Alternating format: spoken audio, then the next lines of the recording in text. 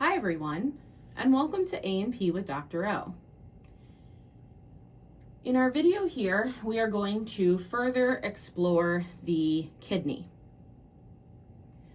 Let's first take a look at the arteries and veins that we can see on these models. Here we have the renal artery here, and below that we have the renal vein. The renal artery, let's follow the blood through the kidney. So we go from the renal artery to the segmental artery, and then after the segmental artery, we are going to see the interlobar artery, which you can see one of those arteries here. You can see another one over here, right here.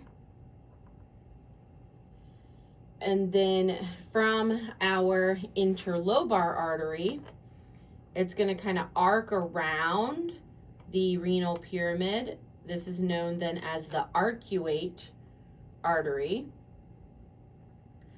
And then we are going to move up into the cortex. And I like to think about it as radiating into the cortex, and these are the cortical radiate arteries. Then if we make our way back, we have the cortical radiate veins, the arcuate vein, the interlobar vein, and then eventually we make our way all the way back to the renal vein.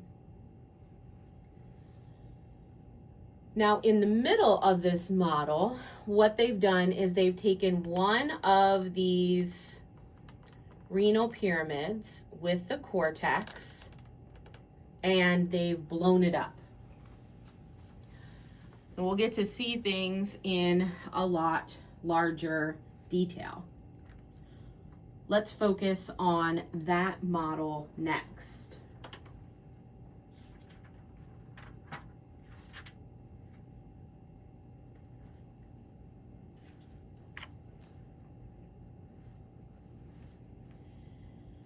What we can see here a lot better are the interlobar arteries and the interlobar veins. So we can see interlobar artery and veins on either side here. Again, we move from interlobar artery to the arcuate artery, and then the cortical radiate artery that we can see here. And in this blown up version, in the cortex, we can see these circular structures. Those are known as renal corpuscles.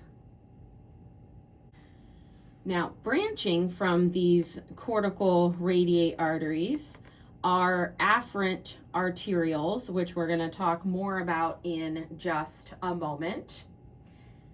And this is how blood is going to get delivered to the nephrons. So the nephron is going to be the functional unit of the kidney. After the blood moves through the nephrons, then it's going to come back through these cortical radiate veins. So we've got these cortical radiate veins here that we can see, and then we're just going in reverse now. Cortical radiate vein, arcuate vein, which we can see here. Whoops. And then from that arcuate vein, we can see the interlobar vein here. We also have a really nice representation of a renal pyramid with that tip, the renal papillae, and then this down here would be the minor calyx.